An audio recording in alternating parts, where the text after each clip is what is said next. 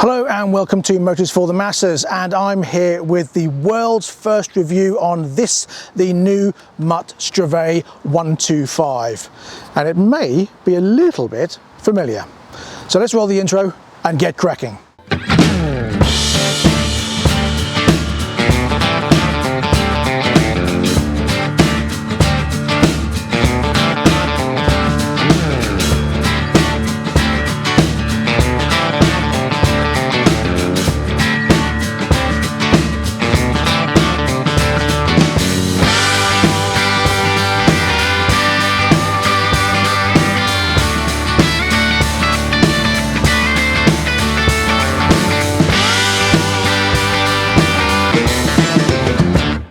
Now, adventure bikes are still a very popular purchase, and as the threat of all electric from the government grows ever near, 125s are becoming less and less available. So I'm very pleased to present to you the new Mutt Stravaig 125. Let's get a closer look. Now, I know what you're thinking. Oh look, it's a Sinus terrain. Well, technically, yes it is, but no, it's actually very, very different. For one, it's got Mutt written all over it. It does use the same single-cylinder 125 liquid-cooled engine as the terrain, developing 12.5 brake horsepower and 7 pounds-foot of torque, meaning 60 to 65 as a cruising speed.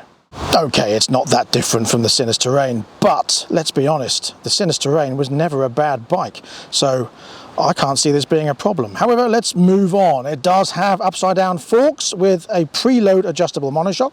Using the combined braking system, you get a 270mm front disc with a triple piston caliper and a 240mm rear disc with a single piston caliper, a well-sized 14-litre fuel tank, and it weighs in at 175 kilos wet, which does sound quite heavy on paper, but we'll see what that's like when I get it off the centre stand and what it's like when we're out on the road. But it is quite an imposing bike, bearing in mind, actually that's very light to get off that stand.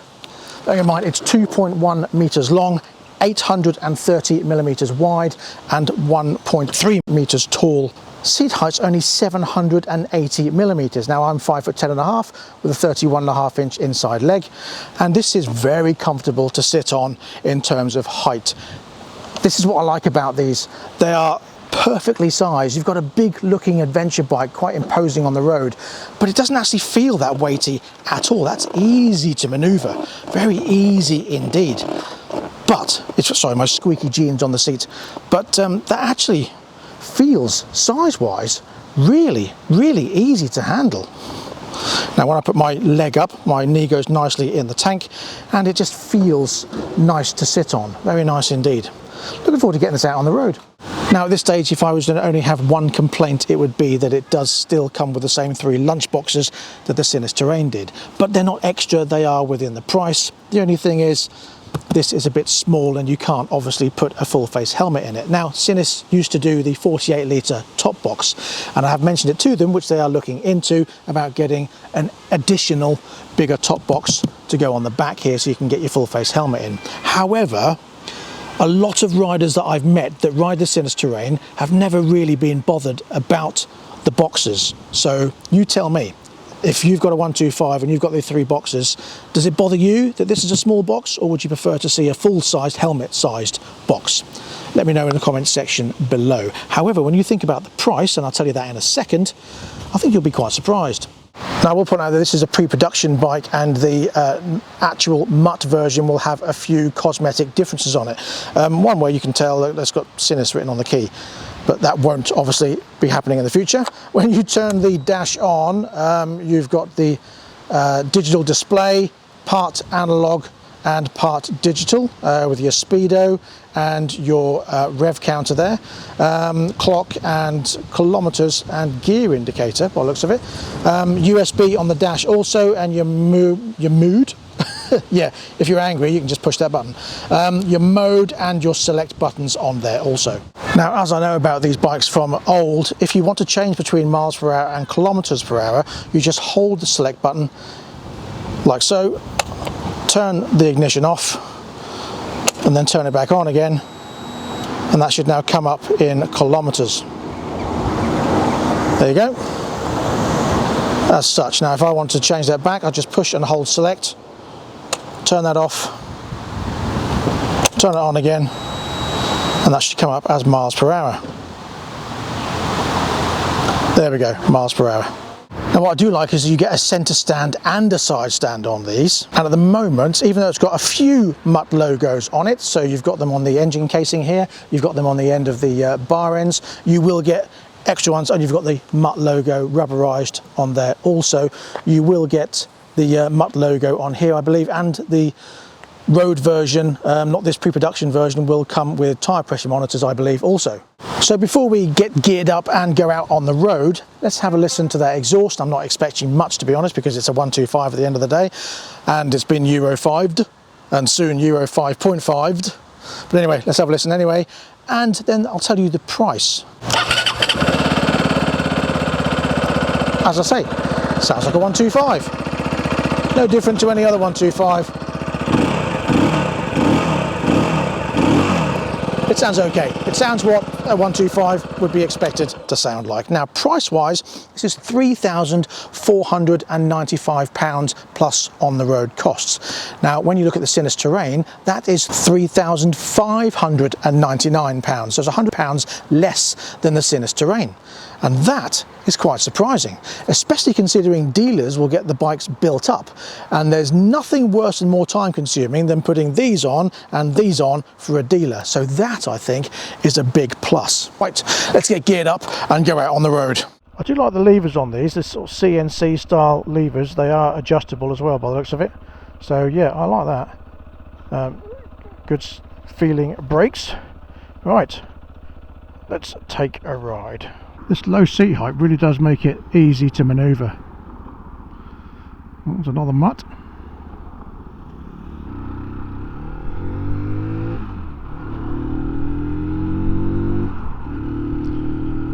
I'm pulling out on a cold engine straight up a hill, so it's not going to be quick.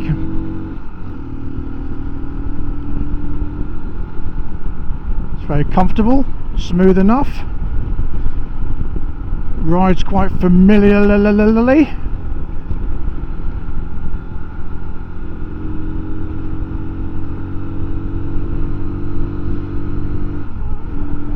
Now, one thing I found with the liquid cooled version of the Sinus Terrain is that the gearing was quite close together, so you're changing gear quite often, which means your top speed's about 60.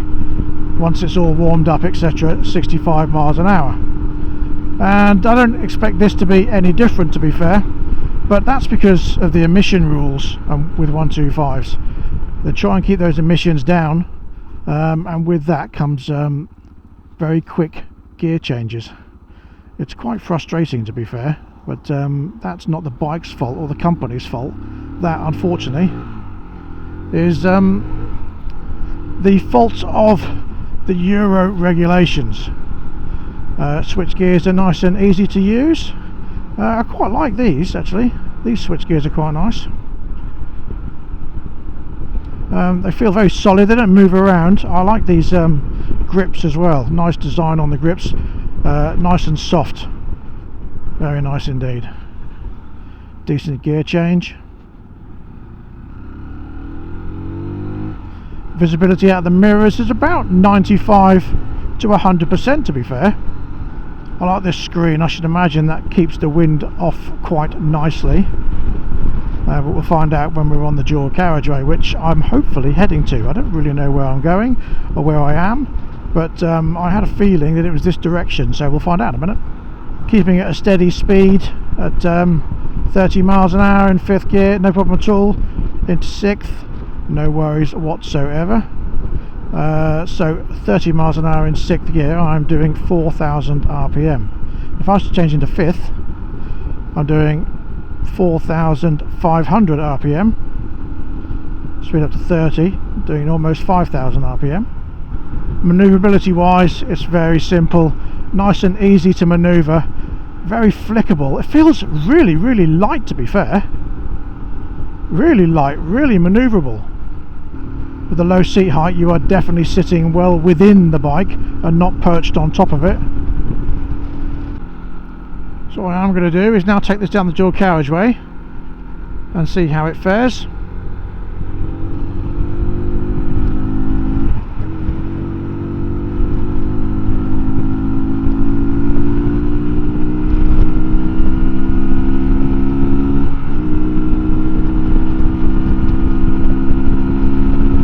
a bit of a slow builder, but as I said, it is a 125.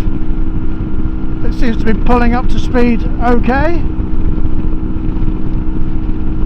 I mean, I don't think this has done very many miles at all, so I've got to be careful, to be fair. It's only done 12 miles from new, and that's only them test riding it around. I'm the first one to do a test on this bike in the world.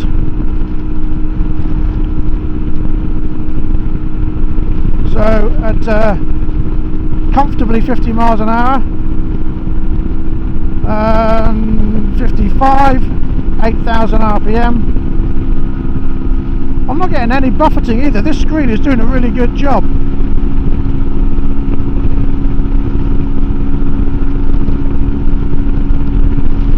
So as we pull up to 60 in 6th gear at almost 8,500 RPM.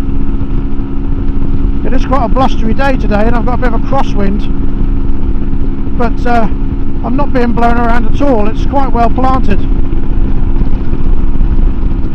As I said, I don't want to thrash it, but to be fair, I'm not going to get much more than 60 out of this. I mean, I would like to add that I am 100 kilos myself, so that is the weight I am putting on the bike, but it's very comfortable. This seat is really soft and forgiving. The mirrors are not buzzing. I'm not getting any feedback through the handlebars. There's no buzzing on the grips. I'm not getting any buzzing on the foot pegs. I'm not getting any buzzing through the seat. So it's quite comfortable all round.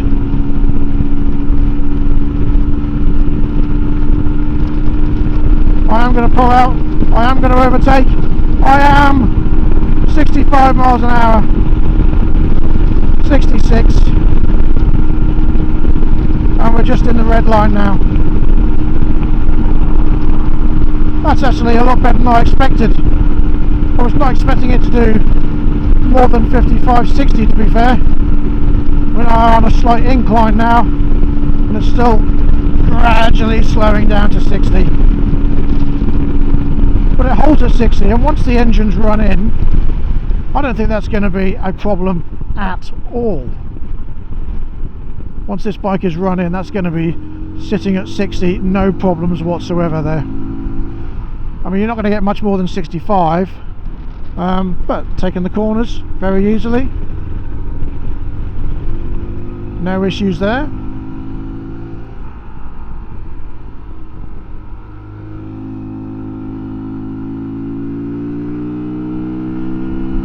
And here we go. I will take it up to red line just to give me a bit of an advantage on the gear change.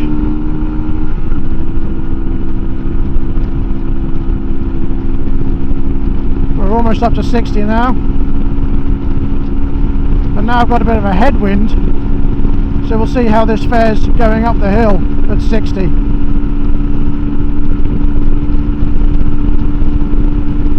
Sixth gear, 60 miles an hour with a slight headwind, with me at 100 kilos on it. I am getting a bit slowage, but as I say, it's still an engine that's running in. The good thing about it is it's comfortable, it feels well planted, it feels safe, the brakes feel good, the steering feels good, the handling feels good. That wasn't actually that bad. I was expecting it to slow down to about 50, and it didn't at all. Now the road is straightening out, we're on a straight, and now we've warmed up a little bit. I've got a comfortable 65.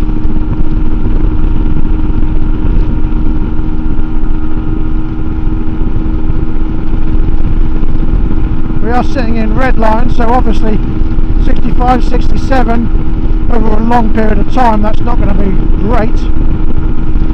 So I would say a comfortable 60 miles an hour is fine.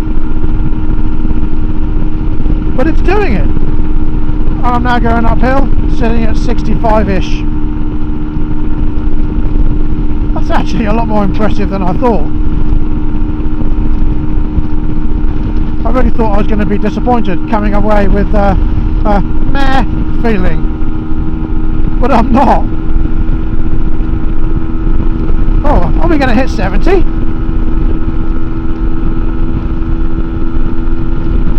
Come on, you can do it. Yes!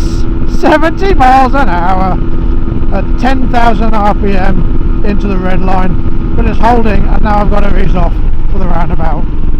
Well, considering this bike's only done 17 miles from new, I don't feel bad about giving it some, because it is a pre-production bike and it's not going to be sold to anyone, so please no hassle in the comments section. But I'm pleased. I'm actually very, very pleased. Doesn't matter where I go, I'm always going to be stuck behind a bloody learner. Go, go, go, go. However, why is a learner in a Golf GTI? Slow down. Oh dear. Oh dear. Naughty learner. So at 20 in 4th gear, that's absolutely fine. 19. What a stupid speed. 19 miles an hour. I could run faster than that. You don't need to brake.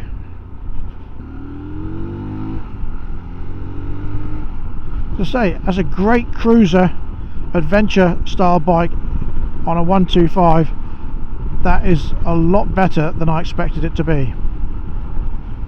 As you know, 125s are kind of losing their way a bit because of all the restrictions and the threat of 125 disappearing altogether come 2030. So for this to be introduced, it's what we need in the market.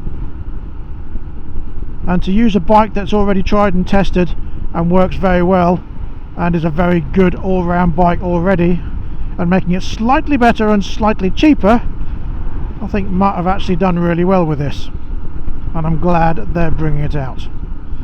So here we go, the new 125 Stravaig. There will be a couple of subtle differences when you buy one yourself, when the pre-production bike becomes the sellable bike, but there we go, a very pleasant all-round enjoyable experience. Well done, Mutt. I like that a lot. Just have a quick look, see what you get inside these boxes. Obviously there's not a massive amount of space in there. A triple sandwich from Tesco can go in there, and a Capri Sun, and a large bag of crisps, I would feel. In this one, let's see. Ooh,